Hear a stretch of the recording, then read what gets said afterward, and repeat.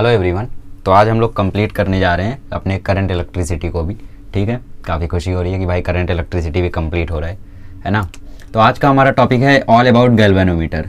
Galvanometer क्या होता है, गैल्वेनोमीटर के दो एप्लीकेशन क्या हैं, और दैट्स इट, चैप्टर खत्म। गैल्वेनोमीटर क्या होता है? गैल्वेनोमीटर एक डिवाइस है जो कि बहुत ही स्मॉल करंट को मेज़र करता है। ठीक है, it measures small current, very small current कह सकते हो, माइक्रो एम्पियर में या फिर बहुत ही छोटे छोटे मिली एम्पियर्स में। ठीक है, it measures very small current. ठीक है, बहुत ही छोटे जो करंट प्रेजेंट होते हैं, जो माइक्रो एम्पियर्स में करंट प्रेजेंट होते हैं, उनको क्या करता है, ये डिटेक्ट करता है। इसको हम क्या बोलते हैं? गैल्वेनोमीटर बोलते हैं। अब गैल्वेनोमीटर की कंस्ट्रक्शन वगैरह आपको 10th चैप्टर में मैंने करा रखा है। उसका आखिरी लेक्चर नहीं, सेकंड लेक्चर का आखिरी पार्ट जाके देख लेना, वहाँ पे पता चल जाएगा। ठीक है, और इसमें कुछ खास आपको दिया भी नहीं है, इसमें बस वही है कि भाई पॉइंटर है, वो पॉइंट करता है। ठीक है, ऐसा इसमें थोड़ा बहुत बता रखा है जो कि ठीक से नहीं बताया है। तो 10th चैप्टर में मूविंग कॉइल गैल्वेनोमीटर करके एक टॉपिक है, तो उसमें प्रॉपरली बताया है। फिलहाल यूँ समझ लो कि गैल्वेनोमीटर जो है वो आपको करंट दिखाता है। ठीक है, जो बहुत ही छोटा करंट होता है उसको मेज़र करता है हमारा गैल्वेनोमीटर। ठीक है, अच्छा, तो क्या हम गैल्वेनोमीटर से बहुत ही लार्ज करंट मेज़र कर सकते हैं? कर सकते हैं, अगर इसमें छोटे मोटे हम चेंजेस कर दें तो। ठीक है, तो अगर वो छोटे मोटे चेंजेस कर दें तो हम लोग गैल्वेनोमीटर का एज एन एमीटर यूज़ कर सकते हैं। एमीटर क्या करता है? करंट मेज़र करता है, एम्पियर्स में मेज़र करता है वो करंट, है ना। तो बेसिकली अगर इस गैल्वेनोमीटर में हम छोटे मोटे चेंजेस कर दें तो इस गैल्वेनोमीटर को एज एन एमीटर हम यूज़ कर सकते हैं।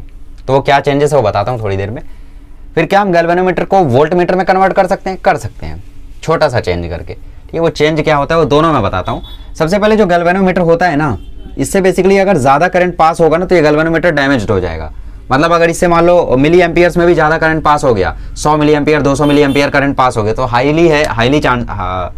हाई पॉसिबिलिटी है, हाई चांसेस है कि गैल्वेनोमीटर डैमेज हो जाएगा। और एम्पियर्स में करंट पास हुआ तब तो डैमेज ही होना है। ठीक है, तो बेसिकली गैल्वेनोमीटर के पास जब भी कोई लार्ज करंट आता है तो ये डैमेज हो जाता है। ठीक है, तो हम लोग गैल्वेनोमीटर को एमीटर कैसे बना सकते हैं? उसका एक सिंपल सा मेथड है। क्या मेथड है कि इसकी तरफ जो लार्ज करंट आ रहा है ना उसको डेविएट कर दो। मतलब गैल्वेनोमीटर से बहुत ही छोटा सा करंट पास हो और मैक्सिमम करंट कहीं और से पास हो जाए। ठीक है, मैक्सिमम करंट कहीं और से पास हो जाए। तो वो कैसे करेंगे वो बताता हूं मैं। ठीक है, चलो, अगर हमें गैल्वेनोमीटर को एमीटर की तरह यूज करना है तो मैंने क्या बोला? मैंने बोला मान लो यहाँ पे एक तुम्हारे पास सोर्स है रेजिस्टेंस आर का, यहाँ से करंट आई आ रहा है। ठीक है, यहाँ से करंट आई आ रहा है। ठीक है, यहाँ पे आपके पास पूरा का पूरा सेटअप है। ठीक है, ये करंट आई आया, यहाँ पे पास हुआ गैल्वेनोमीटर से और गैल्वेनोमीटर को इसने डैमेज कर दिया। ठीक है, तो मैंने क्या बोला? मैंने बोला अगर गैल्वेनोमीटर को डैमेज से बचाना है तो इस आई करंट को तुम्हें डेविएट करना पड़ेगा। तो मैंने क्या किया? मैंने यहाँ पे एक शंट ऐड कर दिया। क्या कर दिया? मैंने एक शंट ऐड कर दिया। शंट बेसिकली क्या होता है? Shunt is a resistance in the parallel. ठीक है, पैरेलल में जब आप रेजिस्टेंस ऐड करते हो तो उसको शंट रेजिस्टेंस बोलते हैं। ठीक है, तो आपने यहाँ पे शंट ऐड कर दिया, इसको बोलते हैं शंट। ठीक है, विच इज पैरेलल रेजिस्टेंस। ठीक है, तो पैरेलल में आपने जो रेजिस्टेंस ऐड किया यहाँ पे उसको हम शंट बोलते हैं। तो इस गैल्वेनोमीटर के पैरेलल में आपने एक शंट ऐड कर दिया, तो इससे होगा क्या कि जो लार्ज करंट है वो इस शंट से पास हो जाएगा। ठीक है, और इस शंट रेजिस्टेंस की वैल्यू हम कम रखते हैं, तो यहाँ पे अगर रेजिस्टेंस कम रहेगा तो ऑब्वियसली मैक्सिमम लोग यहीं से पास होंगे। ठीक है, जैसे मान लो दो जगह पे नाकाबंदी है। ठीक है, और आपको कैसे ना कैसे सब्जी लेने उस तरफ जाना है। ठीक है, नाकाबंदी के पार जाना है सब्जी लेने। ठीक है, तो आप क्या देखोगे? किस तरफ कम नाकाबंदी है, जिस तरफ कम नाकाबंदी होगी उसी तरफ से मैक्सिमम लोग जाएंगे। तो वैसे करंट यहाँ से आया तो करंट क्या देखेगा? करंट देखेगा भाई गैल्वेनोमीटर का रेजिस्टेंस तो काफ़ी ज़्यादा है। ठीक है, तो मैं गैल्वेनोमीटर की तरफ से नहीं जाऊँगा। फिर वो देखेगा नीचे की तरफ, तो नीचे की तरफ वो देखेगा शंट को, तो बोलेगा शंट का रेजिस्टेंस तो काफ़ी कम है, तो यहाँ से चलो मैं चलता हूँ। तो मान लो जो शंट से करंट गया वो गया IS और जो गैल्वेनोमीटर से करंट गया वो गया IG। तो यहाँ से IS आएगा, यहाँ भी IS आएगा, तो यहाँ भी IS ही होगा। ठीक है, ऐसा हुआ। अब क्योंकि ये G और S जो है वो पैरेलल में है, तो इससे होगा क्या कि जो इक्विवेलेंट रेजिस्टेंस है वो कम हो जाएगा। ठीक है, अगर कभी आपने इस बात पे गौर किया नहीं किया मुझे नहीं पता, बट अगर यहाँ पे रेजिस्टेंस 2 ओम है और इसके पैरेलल में भी अगर तुम 2 ओम लगाते हो तो इसका जो इक्विवेलेंट है वो इससे कम ही आएगा, 2 ओम से भी कम ही आएगा। कितना आएगा इक्विवेलेंट बताओ? 1 आएगा। तो मतलब इक्विवेलेंट रेजिस्टेंस जब भी निकालोगे ना तो वो इंडिविजुअली किसी एक से कम ही आएगा। ठीक है, किसी एक से कम ही, किसी एक क्या शायद दोनों से ही कम आए। जैसे तुमने एक तरफ 100 लगाया और एक तरफ 400 लगाया तो फाइनल वैल्यू जो आएगी, ठीक है, 400 इंटू 100/500, तो यहाँ पे 20 खत्म, तो 400/5 कितना आया? 80। तो एक तरफ 400 लगाया था, एक तरफ 100 लगाया था, और फाइनल जो इक्विवेलेंट रेजिस्टेंस आया वो 80 आया। तो बेसिकली यहाँ पे जो इक्विवेलेंट रेजिस्टेंस आएगा वो कितना आएगा? बहुत कम आएगा। तो कम रेजिस्टेंस आएगा, तो यहाँ पे डैमेज होने का भी कम चांस हो जाता है। तो थोड़ी थ्योरेटिकल चीज़ें आप लोग रीड भी कर लेना इसमें जो लिखी हुई है। मैं बता तो रहा हूँ बट आप लिखते तो हो नहीं बुक में, तो एक बार रीड कर लेना। सबसे पहले मैंने क्या बताया, मैंने बोला यहाँ पे जो शंट होता है इसका रेजिस्टेंस कम रखते हैं ताकि मैक्सिमम करंट यहाँ से पास हो जाए, लार्ज करंट यहाँ पे डेविएट हो जाए, ठीक है। इसके बाद मैंने ये बताया कि जो इक्विवेलेंट रेजिस्टेंस है वो काफ़ी कम आता है यहाँ पे, क्योंकि ये पैरेलल में लगे हुए हैं, ठीक है। अच्छा, और इसके कारण क्या होता है कि गैल्वेनोमीटर डैमेज से बच जाता है, वरना मैक्सिमम करंट गैल्वेनोमीटर से आता है और गैल्वेनोमीटर को फाड़ देता है, एकदम जला देता है ना।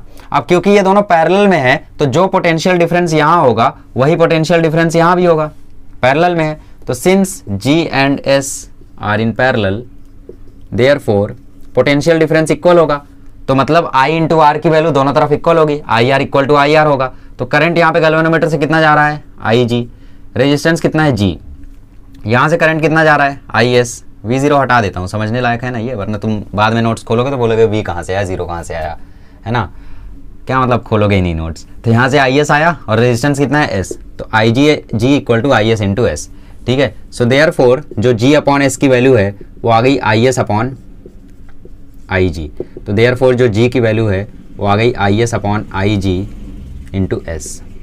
ये पहला फॉर्मूला। अब फॉर्मूले के मॉडिफिकेशन देखना तुम क्या क्या होंगे, ठीक है, ये पहला फॉर्मूला। अब दूसरा फॉर्मूला, अगर यहाँ से करंट IG चला जा चुका है तो नीचे से कितना करंट जाएगा, नीचे से करंट जाएगा I माइनस IG। तो बेसिकली तुम IS की जगह पे I माइनस IG भी तो लिख सकते हो, तो बेसिकली इस IS की जगह पे तुम I माइनस IG भी लिख सकते हो। तो G इक्वल टू क्या हो जाएगा, अच्छा S इक्वल टू फॉर्मूला निकाला गया है तो S इक्वल टू निकालते हैं, चलो। तो S इक्वल टू फॉर्मूला क्या आएगा, इस G को इसके नीचे ले जाते हैं, तो S upon G is equals to क्या आ जाएगा, IG अपॉन IS। इस IS को यहाँ ले गए, G को नीचे लाए, तो S का फॉर्मूला क्या आ जाएगा, IG upon IS into G। ये पहला फॉर्मूला। अभी मैंने क्या बोला, मैंने बोला अगर IG करंट गैल्वेनोमीटर से चला गया तो शंट से कितना करंट गया होगा, I माइनस IG। KVL लगाओ ना, KCL लगाओ ना भाई, KCL लगाओ इस जंक्शन पे। क्या कहेगा, आने वाला करंट इक्वल टू जाने वाला करंट, आने वाला करंट है I, जाने वाला करंट है IG, और इस शंट से जो करंट जा रहा है मान लो X जा रहा है, तो X की वैल्यू देखो I माइनस IG आ गई, ठीक है, ठीक है। तो शंट का जो करंट है वो बेसिकली I माइनस IG आ जाएगा, तो इस शंट की जगह पे हम यूज कर सकते हैं I माइनस IG का इंटू शंट रेजिस्टेंस। ये दूसरा फॉर्मूला हो गया, ठीक है, ओके। अब एक और चीज हो सकती है, क्या हो सकता है, वो ये हो सकता है कि तुम्हारा जो मेन करंट है वो गैल्वेनोमीटर का n टाइम्स दिया हो, मतलब तुमसे बोला हो कि जो भाई गैल्वेनोमीटर के करंट से 25 गुना ज्यादा करंट यहाँ पे दिया गया, ठीक है। मतलब ऐसा हो सकता है कि I की वैल्यू जो है वो n टाइम्स IG हो, ठीक है।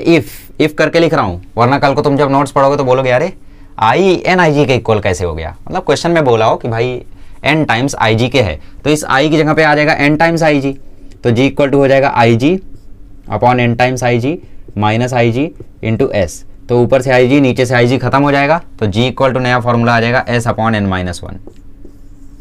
ये दूसरा formula, G equal to S equal to G upon n minus, उल्टा हो गया, अरे यार क्या कर रहा हूं मैं, देख रहे थे क्या, सॉरी ये गलती देख रहे थे आप, वहाँ पे कब से बोल रहे हो कि भाई ये गलत कर रहे हो, ठीक है। इसलिए मैंने देखा, मुझे कुछ तो यहाँ पे अटपटा लगा, मुझे खुद फार्मूला याद नहीं है लेकिन फिर भी फील आ जाता है कि भाई ये तो नहीं हो सकता है, ठीक है। एक्सपीरियंस के साथ आपको भी हो जाएगा। S इक्वल टू आया G अपॉन n माइनस 1, ये आपको ये भी बता देगा कि कितने गुना यहाँ पे ज़्यादा करंट आप मेजर कर सकते हो, तो S equal to G upon n minus 1।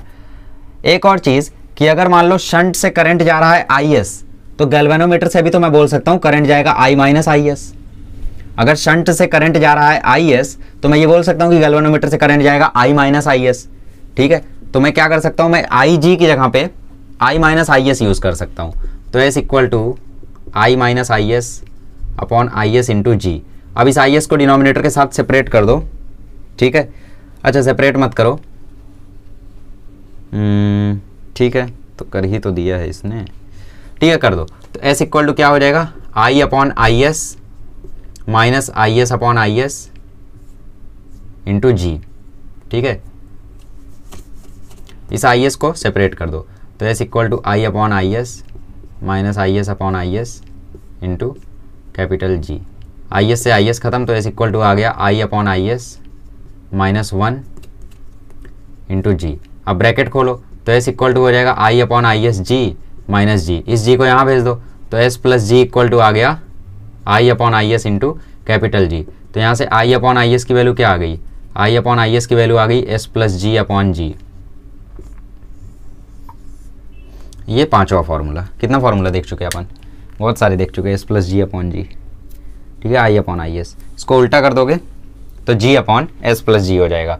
तो ऐसे याद करो, उल्टा करके याद करो। खैर इनका कोई सेंस नहीं है, मीनिंग समझा ना तुम्हें, वर्किंग समझा ना, इसका कैसे काम किया। और तुम याद कौन सा करोगे, बात आती है वो। तो तुम याद करने के लिए सबसे बेस्ट फॉर्मूला जो याद कर सकते हो वो ये है। ये फॉर्मूला बेस्ट है याद करने के लिए, क्योंकि इसी पर न्यूमेरिकल भी दिया हुआ है। न्यूमेरिकल तुम्हें दिया हुआ है, एक गैल्वेनोमीटर है जिसका रेजिस्टेंस है 100 ओम। मतलब तुम्हें गैल्वेनोमीटर का रेजिस्टेंस मतलब कैपिटल जी की वैल्यू दे दी है 100 ओम, ठीक है, ओके। उसके बाद तुम्हें बोल रहा है फुल स्केल डिफ्लेक्शन पर जो करंट है उसमें वो 100 माइक्रो एम्पियर आता है, ठीक है। मतलब यहाँ पे आई जी की वैल्यू दे दी है 100 माइक्रो एम्पियर। देख रहे हो, माइक्रो एम्पियर में करंट मेजर करता है। What shunt resistance should be added so that ammeter can have a range of 10 milli ampere, ठीक है। 10 मिली एम्पियर तक तुम्हें रेंज को ले जाना है। मतलब बेसिकली तुम्हें आई एस को 10 मिली एम्पियर तक करना है, तो कितना एस यहाँ पे तुम्हें लगाना पड़ेगा, ठीक है, कितना एस तुम्हें यहाँ पे लगाना पड़ेगा। तो आई थिंक ये वाला फॉर्मूला लग रहा है ना। 100 माइक्रो एम्पियर को तुम मिली एम्पियर में पहले कन्वर्ट कर दो, या फिर दोनों को एम्पियर में ही कन्वर्ट कर दो, कोई दिक्कत नहीं है, ठीक है। तो S इक्वल टू क्या हो जाएगा, S इक्वल टू हो जाएगा आई जी। आई जी कितना है यहाँ पे 100 माइक्रो एम्पियर। माइक्रो का मतलब होता है 10⁻⁻⁶ और मिली का होता है 10⁻⁻3। तो मैं क्या करता हूँ, इस 10⁻⁻3 को इसमें से अलग करता हूँ और 10⁻3 को अलग करता हूँ। 100 इंटू 10⁻3 आ जाएगा 0.1 और ये 10⁻3 का मतलब हो गया मिली। तो 100 माइक्रो एम्पियर होता है 0.1 मिली एम्पियर। जिसको समझा उसके लिए ठीक है, जिसको नहीं समझा वो दोनों को ही क्या कर दो, एम्पियर में पुट कर दो, कोई दिक्कत नहीं है। मैं भी वही करता हूँ, चलो दोनों को एम्पियर में पुट करता हूँ। तो ऊपर रखना है आई जी, तो आई जी कितना 100 माइक्रो एम्पियर। माइक्रो एम्पियर मतलब 10⁻⁶ एम्पियर। नीचे आई एस, आई एस मतलब शंट का जो आप लोगों को रेंज इसकी लगानी है, ठीक है। रेंज से मैक्सिमम वैल्यू हमेशा उठा लेना, ठीक है, क्योंकि हम कोशिश करते हैं कि मैक्सिमम करंट या पूरा ही करंट शंट से चला जाए, ठीक है। तो 10 मिली एम्पियर, मिली एम्पियर मतलब 10⁻³ इंटू गैल्वेनोमीटर का रेजिस्टेंस कितना है 100। सॉल्व कर दो इसको, 0 से 0 खत्म। तो S इक्वल टू आ जाएगा 10 इंटू ये -3 ऊपर जाएगा तो +3, तो 10⁻⁻6 + 3 कितना हो जाएगा, 10⁻³ हो जाएगा। और इंटू 100, 10 इंटू 100 हो जाएगा 1000, ठीक है, इंटू 10⁻3। -3 का मतलब क्या है, ये 3 0 खत्म, तो S इक्वल टू हो जाएगा 1 ओम, ठीक है। तो ये तो चलो अप्रॉक्सीमेट आंसर के लिए हो गया। इससे आपका 1 ओम जो आया ये अप्रॉक्सीमेट आंसर आया है। अगर आपको एग्जैक्ट आंसर लाना है तो क्योंकि ये रेंज में दिया हुआ है तो उसमें से हमने मैक्सिमम वैल्यू उठा के कर दिया, बट ऐसा होगा नहीं ना, कभी ऐसा थोड़ी होगा कि शंट में ही पूरा करंट चलाएगा। तो ये एमसीक्यू में आप लगा सकते हो नो डाउट, बट अगर आप लोगों को नॉर्मल क्वेश्चन करना है तो आप लोगों को इसमें एन की हेल्प लेनी पड़ेगी। फिलहाल आपको ये कंसेप्ट समझ में आ गया। आपको याद कौन सा करना है, आपको याद तो यही करना है, मैं अब भी यही कहूँगा, वरना आप ये याद करते हो तो भी कोई दिक्कत नहीं है, ठीक है। अगर आपको याद करना है तो 2 फार्मूला मैं मार्क कर देता हूँ, एक फार्मूला ये और एक फार्मूला ये, 2 फार्मूला IMP है बस, ठीक है, दैट्स इट। और बाकी सब छला हुआ है, ठीक है। चलो तो कर लिए ना सारे, नोट डाउन कर लिए। चलो तो आई होप नोट डाउन कर लिए होगे। अगर कोई पार्ट नहीं समझा तो एक बार रिपीट पे देख लो, फिर भी नहीं समझता तो कमेंट करो, ठीक है। I am waiting for your comment. मैं चाहता हूँ कि मैं आपके डाउट्स क्लियर करूँ, तो आप कमेंट कर सकते हो।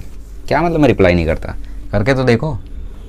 क्या मतलब मैंने नहीं किया, सॉरी अगर नहीं किया तो सॉरी, ठीक है। तो बेसिकली हमें देखो यहाँ पे क्या बोला है, हमें बोला है कि भाई अभी कितना मेजर कर रहा है 100 माइक्रो एम्पियर, बाद में कितना मेजर करना चाहिए 10 मिली एम्पियर तक, ठीक है। ये हमें बोला हुआ है क्वेश्चन में। तो हम क्या निकाल लेते हैं, हम निकाल लेते हैं भैया कितने गुना ज्यादा ये मेजर करे बाद में, है ना। बेसिकली मैंने बोला ना कि एन तुम्हें ये भी बताएगा कि कितने गुना ज्यादा आप करंट ये मेजर कर रहा है। तो बेसिकली एन की वैल्यू क्या हो जाएगी, current measured before, sorry current upon current measure after, ठीक है। तो पहले कितना 100 माइक्रो एम्पियर मेजर करता था, तो 100 इंटू 10⁻⁶। अब कितना मेजर करता है 10 मिली एम्पियर, तो 10 इंटू 10⁻3 कितना वैल्यू आ जाएगा देखो। 100 मतलब होता है 10⁻2 इंटू 10⁻6 अपॉन 10 मतलब होता है 10⁻1, तो 10⁻1 इंटू 10⁻3 हो जाएगा 10⁻2। तो फाइनल क्या हो जाएगा देखो, 10⁻2 + 2 - 6, ये हो जाएगा 10⁻4, नीचे 10⁻2। तो फाइनल आंसर तुम्हारा आ जाएगा 10⁻, अच्छा नहीं सॉरी फॉर्मूला हमने उल्टा लगा दिया, I am really sorry for this. N की वैल्यू क्या आएगी कि कितना गुना ज्यादा आप मेजर करने लगा। तो बेसिकली 10 मिली एम्पियर ऊपर रहेगा, है ना, और 100 माइक्रो एम्पियर नीचे रहेगा, ठीक है। उल्टा कर दिया था मैंने, आई एम रियली सॉरी। बेसिकली हमें एन क्या बताता है, हमें एन ये बताता है कि कितने गुना ज्यादा आप मेजर करता है। तो कितने गुना ज्यादा आप हो गया है वो कैसे निकालोगे, आफ्टर अपॉन बिफोर, पहले कैसा था और ऊपर क्या रखोगे अब कैसा हो गया है, ठीक है। तो 10 मिली एम्पियर आप मेजर करता है, तो इसको लिखोगे 10 इंटू 10⁻³ और नीचे वाले को लिखोगे 100 इंटू 10⁻6। 0 से 0 खत्म, 10⁻³ और नीचे -6, तो ये हो जाएगा -3 + 6 और नीचे है एक 10, तो ये आ जाएगा 10⁻³ तो ये आ जाएगा 10⁻²। नीचे क्या है 10⁻1 है, तो ऊपर जाएगा तो 10⁻², या फिर ऊपर वाले को 1000 लिख दो और एक 0 से एक 0 काट दो, तो फाइनल आंसर आ जाएगा 100। तो अब तुम्हें फॉर्मूला पता ही है, S = G/n-1। जी तुम्हें दे रखा है 100 ओम, ठीक है, n की जगह 100, 100 - 1 99, तो 100/99 ओम तुम्हारा एक एग्जैक्ट आंसर है। बोर्ड में तुम्हें ऐसे ही करना है कि सीटी वगैरह में आया तो ऐसा अप्रॉक्सीमेट भी निकाल सकते हो, ऐसा कोई वो नहीं है। बाकी ये भी कुछ हार्ड नहीं है, इजीली निकाल सकते हो, समझे ना। हमने यही फॉर्मूला क्यों यूज़ किया, क्योंकि हमने पता किया कि भाई अब वो कितना ज़्यादा करंट मेजर करने लगा। इसमें यान आपको यही वैल्यू देता है। एन क्या बताता है आपको, एन आपको बताता है कि भाई कितना रेंज आपने, कितने टाइम्स आपने रेंज इसका इंक्रीज किया, ठीक है। What does mean by N, it tells us that how many times range is increased, ठीक है, कितने टाइम्स रेंज अब बढ़ चुकी है। तो ये कैसे निकालोगे, आफ्टर अपॉन बिफोर से, ठीक है, after increase upon before increase, ऐसे निकालोगे आप इनकी वैल्यू। सिंपल, आसान, कोई दिक्कत होनी तो नहीं चाहिए, ठीक है। तो आई होप आप लोगों की मैंने बहुत ही छोटी छोटी प्रॉब्लम्स को भी क्लियर कर दिया है। तो ये था galvanometer as an ammeter. Last topic देखते हैं, गैल्वेनोमीटर एज एन वोल्टमीटर, ठीक है। वो देख के हम लोग एमीटर वोल्टमीटर का डिस्टिंग्विश करके चैप्टर कंप्लीट करते हैं, ठीक है। चलिए लास्ट टॉपिक देखते हैं, which is galvanometer as an voltmeter. अच्छा, वोल्टमीटर के बारे में मैंने ऑलरेडी आपको लास्ट लेक्चर में थोड़ी बहुत चीज़ें बताई थी। क्या बताया था मैंने आपको बताया था कि भाई वोल्टमीटर में आइडियली इनफाइनाइट रेजिस्टेंस होता है ना। मतलब पिछले बार हमें रेजिस्टेंस घटाना था, आपकी बार हमें क्या करना है, रेजिस्टेंस बढ़ाना है, ठीक है। तो मान लो यहाँ पे आपके पास एक गैल्वेनोमीटर है, ठीक है, गैल्वेनोमीटर है, और यहाँ पर कोई एक रेजिस्टेंस आर है, यहाँ से करंट कुछ आई आ रहा है, तो ऑब्वियसली गैल्वेनोमीटर में करंट जो जाएगा वो IG जाएगा, और ये आपका पूरा ये सेटअप है, ठीक है। तो बेसिकली इस समय जो यहाँ पे वोल्टेज जनरेट हो रहा है, वो वोल्टेज कितना जनरेट हो रहा है, I × R। तो मान लो करंट जो गैल्वेनोमीटर से जा रहा है वो है IG, और रेजिस्टेंस जो है गैल्वेनोमीटर का वो है G। मतलब बेसिकली वोल्टेज की बात कर रहा हूँ यहाँ पर, ठीक है। तो वो कितना आ रहा है, सिर्फ IG × G आ रहा है, ठीक है। तो हमें पता है कि वोल्टमीटर में आइडियली इनफाइनाइट रेजिस्टेंस होना चाहिए। तो हम क्या करेंगे, हम बहुत ही सुइटेबल हाई वैल्यू का एक रेजिस्टेंस इसके साथ सीरीज में ऐड कर देंगे। पिछली बार हमने पैरेलल में ऐड किया ताकि रेजिस्टेंस कम हो सके, लेकिन अब की बार हमें रेजिस्टेंस को इनफाइनाइट करना है, तो हम बहुत ही हाई वैल्यू का रेजिस्टेंस क्या करेंगे, इसके साथ पैरेलल में ऐड कर देंगे। Where X is what, X is suitably high resistance value, high resistance, ठीक है। हाई रेजिस्टेंस का ये एक वैल्यू है, मतलब हाई रेजिस्टेंस का यहाँ पे हम लोगों ने एक रेजिस्टर ऐड किया है G के साथ सीरीज में, ठीक है। X is in series with G, ठीक है। तो बेसिकली अब वोल्टेज कितना बन गया यहाँ पे, अब वोल्टेज यहाँ पे बन गया, पहले वोल्टेज गैल्वेनोमीटर के कारण सिर्फ था, तो कितना था, IG × G। IG आपको पता है कम ही होता है बहुत, तो VG की वैल्यू भी बहुत कम आएगी। लेकिन अब वोल्टेज कितना बन गया, अब वोल्टेज बन गया IG × X plus IG × G, X के कारण भी G के कारण भी, ठीक है। तो अब वोल्टेज आप निकाल सकते हो यहाँ से, कैसे निकाल सकते हो, ऐसे निकाल सकते हो कि पूरे इक्वेशन में IG से डिवाइड मार दो। पूरे इक्वेशन में अगर IG से तुम डिवाइड मार दोगे, ठीक है, divide by IG on both side, तो इसमें डिवाइड मारोगे तो ये होगा V/IG is equals to IG खत्म बचेगा X, IG खत्म बचेगा G, ठीक है। तो यहाँ से X की वैल्यू तुम निकाल सकते हो V/IG माइनस G के फॉर्मूले से, V/IG माइनस G के फॉर्मूले से तुम इस X की वैल्यू को कैलकुलेट कर सकते हो, ठीक है, ठीक है। X क्या है यहाँ पे, जो रेजिस्टेंस तुमने ऐड की है। अच्छा, तो जैसे पिछले वाले में n का खेल था, वैसे इसमें भी n का खेल है। इसमें n की वैल्यू क्या हो जाएगी, n is what, how many times voltage range is increased. पिछले बार क्या था, करंट रेंज, अब की बार क्या आएगा, वोल्टेज रेंज। तो कितने गुना वोल्टेज रेंज को अब की बार बढ़ा दिया गया है, वो क्या है, तुम्हारा n है।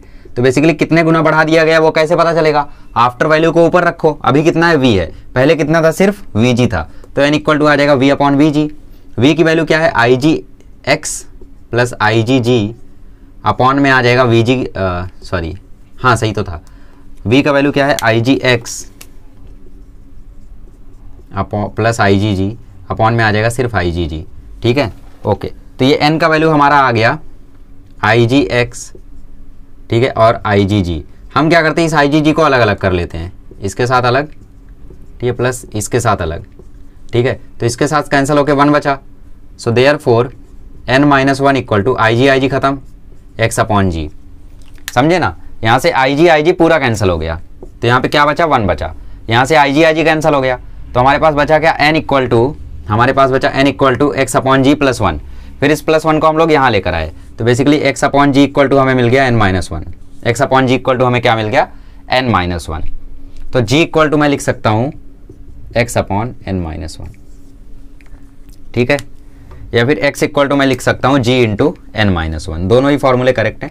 x इक्वल टू मैं लिख सकता हूँ g into n-1, where n is what, n यहाँ पे है कि कितने गुना अभी यहाँ पे वोल्टेज बढ़ चुका है। जैसे पिछले बार n क्या था, कितने गुना अभी करंट बढ़ चुका है, ठीक है। तो अगर पहले करंट IG था तो अभी NIG है, पहले करंट अगर IG था तो अभी NIG है, ठीक है। तो वैसे ही पिछले बार अगर वोल्टेज V था तो अब की बार NVG है। तो बेसिकली किया कि कुछ नहीं है, इस VG की जगह पे NVG पुट किया है, ठीक है। तुम ऐसे भी डिराइव कर सकते हो, इस VG की जगह पे क्या पुट कर दो, अच्छा नहीं वो तो ठीक है, इस V की जगह NVG रखोगे, फिर VG की वैल्यू तुम डाल दोगे IgG, ठीक है। तो IG कट जाएगा तो NG माइनस जी, ठीक है। हाँ ऐसे भी कर सकते हो, ठीक है। ऐसे नहीं करना चाहते हो तो तुम ऐसे भी कर सकते हो, इस V की जगह तुम पुट कर दोगे n टाइम्स VG, क्योंकि अभी n टाइम्स वोल्टेज बढ़ चुका है। नीचे क्या आ जाएगा, नीचे आ जाएगा IG माइनस जी, फिर इस तुम VG को लिख सकते हो IG इंटू जी, तो ये आ जाएगा IG इंटू कैपिटल जी, IG खत्म, तो x इक्वल टू आ गया NG माइनस जी, तो x equal to G common ले लो, ब्रैकेट में आएगा n-1, तो x इक्वल टू आ जाएगा g इंटू n-1, यही चीज़। ये तो ऐसे भी डिराइव कर सकते हो, वैसे भी डिराइव कर सकते हो, जैसे पिछले वाले में हमने ऐसे ही डिराइव किया था, है ना। इस I की जगह पे हमने n टाइम्स IG पुट कर दिया था, तो वैसे ही हम लोगों ने V की जगह पे n टाइम्स VG पुट कर दिया, क्योंकि n टाइम्स ये बढ़ चुका है अब, है ना। बाकी ऐसे भी डिराइव कर सकते हो, आपकी मर्जी है, बट आपको अब की बार फॉर्मूला दोनों याद रखना है, एक ये वाला और एक ये वाला। फॉर्मूले हैं बस, हार्ड नहीं है भाई, हार्ड तो बोलना मत। चलो जैसे यहाँ पे एक क्वेश्चन बोला है, galvanometer has a resistance of 25 ohm on a full scale deflection. तो बेसिकली गैल्वेनोमीटर का यहाँ पे रेजिस्टेंस दे दिया तुम्हें 25 ओम। आगे क्वेश्चन में बोला है करंट कितना फ्लो कर रहा है, 25 माइक्रो एम्पियर। तो IG तुम्हें दे रखा है 25 माइक्रो एम्पियर, माइक्रो दिख जाए तो समझ जाना वो गैल्वेनोमीटर का ही करंट है। What resistance should be added to have the range of 0 to 10 volt, ठीक है। तो यहाँ पे तुम्हें पहले का रेंज नहीं दिया हुआ है, तो तुम्हें अब की बार वही करना पड़ेगा जो मैंने पहले किया था, तुम्हें मैक्सिमम वैल्यू लेके सॉल्व करना पड़ेगा। तुम्हें बोला है 0 से 10 वोल्ट का मैक्सिमम रेंज तुम्हें लेना है अब की बार, ठीक है। तो तुम क्या करोगे, तुम अपनी V की वैल्यू को 10 को लेके ही सॉल्व करोगे। हमेशा कभी भी जब भी ऐसा क्वेश्चन आए रेंज वाला, तो उसमें मैक्सिमम वैल्यू उठा के ही सॉल्व करोगे। ये जैसे पिछले में हमने क्या किया था, करंट का मैक्सिमम वैल्यू उठा के सॉल्व कर दिया था, तो आंसर वही है लगभग। 100/99 करोगे तो 1.001 आएगा, तो उससे कुछ खास फर्क नहीं पड़ता है ना बेसिकली। ओके हाँ 1.001 आएगा, तो 1.001 और 1 में क्या ही फर्क है, कुछ नहीं। इसका मतलब ये है कि बेसिकली आपके पास एक तो क्या फ़र्क है, इसका मतलब आपके पास 1001 रुपये और एक बंदे के पास 1000 रुपये, 1 रुपये का फ़र्क है बस, कुछ फ़र्क नहीं पड़ता उससे, है ना। तो V इक्वल टू यहाँ पे 10 वोल्ट आपको लेके सॉल्व कर देना है। अच्छा निकालना क्या है, how much resistance should be added ना। तो x इक्वल टू फॉर्मूला होता है V upon IG minus G. क्या मतलब, मुझे भी फॉर्मूला नहीं आता। तो V का वैल्यू 10 ले लो, IG का वैल्यू है 25 माइक्रो एम्पियर और G का वैल्यू है 25, ठीक है। चलो मैं यहाँ पे ना सॉल्व करके यहाँ पे सॉल्व कर देता हूँ। तो x equal to V upon IG, V कितना है तुम्हारा 10 वोल्ट, मैक्सिमम वैल्यू लेना है। IG कितना है तुम्हारा 25 माइक्रो एम्पियर और G कितना है तुम्हारा 25 ओम। अब ये 10⁶ ऊपर जाएगा तो ये हो जाएगा 10⁷। 10⁷ को मैं 10⁻² इंटू 10⁵ लिख देता हूँ, कोई परेशानी होनी तो नहीं चाहिए। -25, तो 10⁻² मतलब होता है 100, तो 25 चौके होता है 100, तो 4 इंटू 10⁻⁵ कितना होगा, ये होगा 40,000। तो 40,000 में से 25 जाएगा तो ये आएगा 39,975, ठीक है। तो इतने ओम का रेजिस्टेंस यहाँ पे तुम्हें लगाना पड़ेगा। सही है क्या आंसर, सही है। 39,975 इतने ओम्स का रेजिस्टेंस तुम्हें यहाँ पे लगाना पड़ेगा।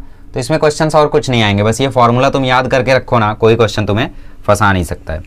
चलो आगे बढ़ते हैं, अभी एमीटर और वोल्ट मीटर का डिफरेंस देख लेते हैं। हालांकि अब बचा कुछ नहीं है चैप्टर में, चैप्टर आपका कंप्लीट है लगभग, ठीक है। जैसा मैंने कहा था कि 20-30 मिनट में हो जाएगा, तो आई थिंक अभी 20 मिनट हुए हैं लेक्चर को, सो कंप्लीट ही है आपका, ठीक है। अब देखो एमीटर और वोल्ट मीटर का डिस्टिंग्विश यहाँ पे दिया हुआ है और वो बहुत IMP भी है, इसीलिए मैं बोर्ड पे लिख के करा रहा हूँ, वरना कुछ खास तो है नहीं, ठीक है। उसके आगे तो बाकी बकवास दी हुई है, वो सब कुछ ज़रूरी नहीं है बिल्कुल भी। ठीक है, चलो टॉपिक देखते हैं हम लोग, एमीटर और वोल्ट मीटर। सो एमीटर और वोल्ट मीटर के बीच में क्या फ़र्क होता है, बहुत इंपॉर्टेंट है। ठीक है, एमीटर वोल्ट मीटर। एमीटर क्या करता है, एमीटर आपका करंट मेज़र करता है, वोल्ट मीटर क्या करता है, वोल्टेज मेज़र करता है। ठीक है, तो जो एमीटर होता है वो किस में कनेक्ट किया जाता है, सीरीज़ में, और जो वोल्ट मीटर होता है वो किस में कनेक्ट किया जाता है, पैरेलल में। अब कुछ मान लोग बोल रहे हैं अरे वोल्ट मीटर में सीरीज़ में था ना, अरे मेरे भाई ये वोल्ट मीटर के रेजिस्टेंस की बात नहीं हो रही है, ये वोल्ट मीटर के खुद की बात हो रही है।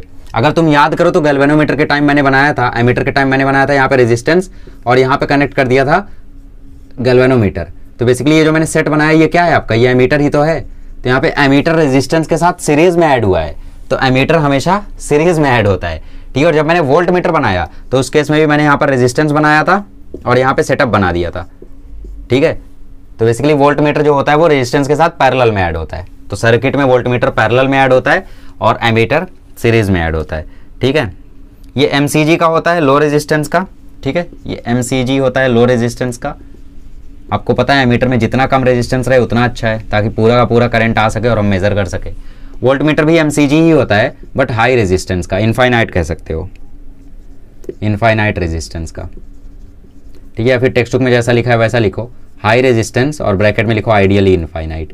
मतलब ये कुछ ऐसा हो गया कि तुम मुंह पे कुछ और बोल रहे हो और फिर कान में जाके कुछ और बोल रहे हो। जैसे मैंने बोला हाँ वो काम हो गया है, कान थोड़ा सा बचा हुआ है ठीक है, ऐसा कुछ है ये। सो 1 2 3 चौथा पॉइंट क्या है, smaller the shunt greater will be the current, larger the resistance greater will be the potential difference. ठीक है, मतलब ये है कि रेजिस्टेंस को इसमें तुम जितना ज़्यादा करोगे उतना ज़्यादा पोटेंशियल डिफरेंस यहाँ पे आएगा। ठीक है, larger the potential difference greater will be the potential difference, और यहाँ पे शंट को जितना कम करोगे तुम उतना ही ज़्यादा करंट यहाँ पे आएगा, है ना।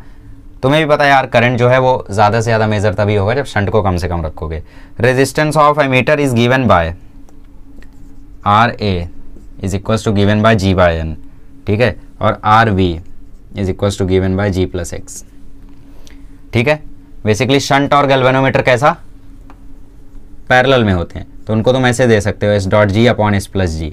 अब तुम्हें पता है कि भाई जो S+G/G की वैल्यू होती है वो N के इक्वल होती है, तो S/N कर सकते हो इसे। ठीक है, सिमिलरली इस केस में तुम्हें पता है दोनों सीरीज में होते हैं, तो G+X मतलब बेसिकली जो रेजिस्टेंस तुम ऐड करते हो अपनी तरफ से X, वो G के साथ सीरीज में होता है ना, तो G+X। उसके बाद तुम्हें पता है कि वैल्यू जो है, ठीक है, वैल्यू किसकी वैल्यू, बेसिकली यहाँ पे एक वैल्यू आई थी ना, X इक्वल टू वैल्यू आती है G इंटू N टाइम्स -1। ठीक है, तो X equal to G into N times -1 यहाँ पे पुट कर दो तो GN - G आ जाएगा, तो G से G खत्म हो जाएगा, तो RV की वैल्यू तुम GN भी रख सकते हो। ठीक है, दोनों वैल्यू तुम रख सकते हो। तो ये हो गया इसका डिस्टिंग्विश बिटवीन, प्लीज़ इसको अपनी बुक में नोट डाउन कर लो, बहुत इंपॉर्टेंट है, पांचों पॉइंट्स। ठीक है, ओके, तो ये हो गई हमारा एमीटर वोल्ट मीटर का डिस्टिंग्विश बिटवीन, थोड़ा सा इंपॉर्टेंट है। नेक्स्ट आपको थर्मो इलेक्ट्रिसिटी दिया हुआ है। ठीक है, कि किस तरीके से आप लोग थर्मल हीट की हेल्प से आप लोग इलेक्ट्रिसिटी जनरेट कर सकते हो, जो कि एक फालतू सा टॉपिक है, चाहिए तो रीड कर लेना, बाकी कुछ इसमें दिया हुआ नहीं है। ठीक है, बेसिकली ऐसा बताया हुआ है कि भाई एक हॉट जंक्शन है, एक कोल्ड जंक्शन है, और इस हॉट जंक्शन और कोल्ड जंक्शन के कारण इनके बीच में एक पोटेंशियल डिफरेंस आ रहा है, जिसके कारण यहाँ पे क्या हो रहा है, एक करंट जनरेट हो रहा है। ठीक है, ओके, तो इसी के साथ चैप्टर आपका कंप्लीट हो चुका है, और साथ ही में जो थर्मो इलेक्ट्रिक इफेक्ट दिया हुआ है वो मैं थोड़ा सा चाहिए तो एक्सप्लेन कर देता हूँ, बाकी तो कुछ खास है नहीं।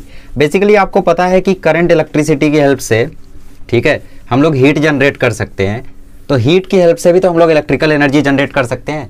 आप जानते हो H का फॉर्मूला आता है I²RT, मतलब करंट की हेल्प से, रेजिस्टेंस की हेल्प से हम लोग हीट डेवलप कर सकते हैं, तो हीट की हेल्प से भी तो हम लोग करंट डेवलप कर सकते हैं, और इसी को बोलते हैं थर्मो इलेक्ट्रिक इफेक्ट। ठीक है, इसी को हम क्या बोलते हैं, इसी को हम बोलते हैं थर्मो इलेक्ट्रिक इफेक्ट, मतलब conversion of heat energy into electrical energy is called thermo electric effect. इसी को हम क्या बोलते हैं, थर्मो इलेक्ट्रिक इफेक्ट। ये होता कैसे, बहुत ही सिंपल सी चीज़ है। देखो, एक जंक्शन रखा जाता है बहुत ही ज़्यादा हॉट, दूसरा जंक्शन रखा जाता है बहुत ही ज़्यादा कोल्ड। तो एक जंक्शन बहुत ही ज़्यादा हॉट है, दूसरा जंक्शन बहुत ही ज़्यादा कोल्ड है, तो दोनों के बीच में एक EMF प्रोड्यूस हो जाता है। एक EMF क्या होता है यहाँ पे, प्रोड्यूस हो जाता है। क्यों, क्योंकि एक जंक्शन बहुत हॉट है, एक जंक्शन बहुत कोल्ड है, तो दोनों के बीच में जो टेम्परेचर डिफरेंस है, बेसिकली उसमें पोटेंशियल डिफरेंस, टेम्परेचर डिफरेंस, यहाँ पे एक बहुत ही बड़ा सा लार्ज टेम्परेचर डिफरेंस आता है। ठीक है, हॉट और कोल्ड होने के कारण, ये मान लो 100 डिग्री है, ये है 0 डिग्री, तो एक लार्ज टेम्परेचर डिफरेंस आ रहा है ना, और इस लार्ज टेम्परेचर डिफरेंस के कारण यहाँ पे एक ईएमएफ जनरेट हो जाता है, ठीक है। और इस ईएमएफ की जो वैल्यू है वो दी जाती है alpha T plus half times beta T square, यही है क्या, alpha T plus half times beta T square, ऐसे दिया जाता है। जहाँ पे अल्फा और बीटा को हम लोग बोलते हैं थर्मो इलेक्ट्रिक कॉन्स्टेंट्स, है ना। अल्फा और बीटा क्या होता है, थर्मो इलेक्ट्रिक कॉन्स्टेंट। तो इसी ईएमएफ जनरेट होने के कारण यहाँ पे करंट भी फ्लो कर जाता है, और इस ईएमएफ को तुम ऐसे निकाल सकते हो। अल्फा बीटा क्वेश्चन में दिया होगा, टी भी क्वेश्चन में दिया होगा, नहीं आएगा यार ये फालतू चीज़ है, बट फिर भी बता दिया, कुछ छूटे ना। ये तो थर्मो इलेक्ट्रिक इफेक्ट समझ में आ गया। लार्ज टेम्परेचर डिफरेंस के कारण एक ईएमएफ जनरेट होता है, उस ईएमएफ के कारण एक करंट जनरेट होता है। कभी उस ईएमएफ की वैल्यू पूछ ले तो होती है alpha T plus half beta square. इसका आइडिया कैसे जनरेट हुआ था, इसको हम लोग सीबेक इफेक्ट भी बोलते हैं, ठीक है। मतलब जो वाइस वर्सा हमने किया, हीट एनर्जी से इलेक्ट्रिकल एनर्जी बनाई, उससे जो करंट यहाँ पे जनरेट हुआ, EMF, basically large temperature difference के कारण जो यहाँ पे ईएमएफ जनरेट हुआ, इसको हम लोग सीबेक इफेक्ट भी बोलते हैं, ठीक है, इसमें लिखा हुआ है। ओके, चलो एक बार रीड करके बता देता हूँ। The EMF is called thermo EMF and the process and this effect is called Seebeck effect, ठीक है। इसको हम लोग क्या बोलते हैं, सीबेक इफेक्ट। जो ये ईएमएफ जनरेट हुआ, ठीक है, इसी को हम लोग क्या बोलते हैं, सीबेक इफेक्ट। क्लियर। तो यही है, कभी ईएमएफ की वैल्यू पूछ ले तो ये फॉर्मूला लगा देना, इसके कारण करंट जनरेट होता है और हम लोग हीट एनर्जी से इलेक्ट्रिकल एनर्जी प्रोड्यूस कर देते हैं। चलिए इसी के साथ हमारा करंट इलेक्ट्रिसिटी कंप्लीट होता है, ठीक है। काफ़ी ज़्यादा खुशी हो रही है यार, क्योंकि अब सिर्फ 2 ही चैप्टर बचे हैं, एक वेव ऑप्टिक्स, एक इलेक्ट्रोस्टैटिक्स। तो नेक्स्ट टॉपिक हमारा वेव ऑप्टिक्स होगा और लास्ट में इलेक्ट्रोस्टैटिक। बाकी सेमीकंडक्टर, मैग्नेटिक मटेरियल मैं लैपटॉप पे ही करा पाऊंगा, ठीक है। चलिए मिलते हैं अगले लेक्चर में। Thank you so much.